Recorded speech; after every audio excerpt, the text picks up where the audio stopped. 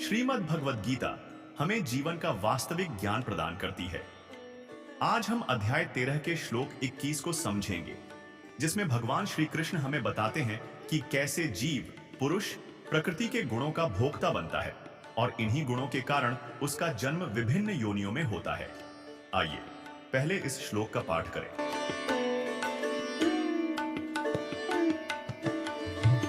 पुरुषः प्रकृतिस्थो हि भुङ्क्ते प्रकृतिजान् गुणान् कारणं गुणसङ्गोऽस्य सदसद्यो निजन्मसु।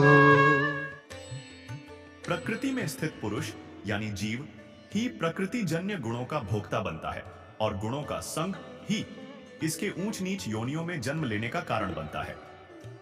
यह श्लोक हमें यह समझाने का प्रयास करता है कि जीव आत्मा वास्तव में स्वतंत्र है, पर जब वह अपने शरीर और इंद्रियों को मैं और मेरा मानने लगता है तो वह प्रकृति के गुणों का संग कर लेता है।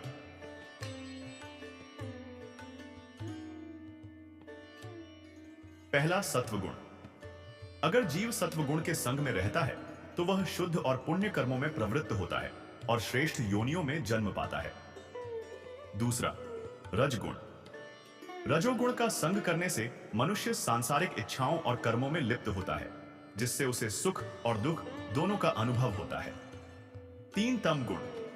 तमोगुण के प्रभाव में जीव अज्ञान, आलस्य और विनाशकारी कर्मों में लिप्त होकर निम्न योनियों में जन्म लेता है। इसे हम एक उदाहरण से समझ सकते हैं। मान लीजिए एक कार दुर्घटना होती है। दुर्घटना का कारण कार के ब्रेक फेल होना था, लेकिन सजा ड्राइवर को मिलती है। इसी तरह जब जीव शरीर को मैं मान लेता है तो कर्मों का फल उसे ही भोगना पड़ता है। यदि वह समझ जाए कि शरीर और इंद्रियां तो प्रकृति के हिस्से हैं और मैं इनसे अलग हूं, तो वह कर्म बंधन से मुक्त हो सकता है। इस श्लोक का मुख्य संदेश यही है कि हमें गुणों के संग से बचना चाहिए और अपने वास्तविक स्वरूप को पहचानना चाहिए। आत्मा न तो सुखी होती है न दुखी, यह केवल प्रकृति के गुणों का प्रभाव होता है। यदि हम विवेक का उपयोग करें और कृष्ण के बताए मार्ग पर चलें, तो हम जीवन मरण के चक्र से मुक्त हो सकते हैं।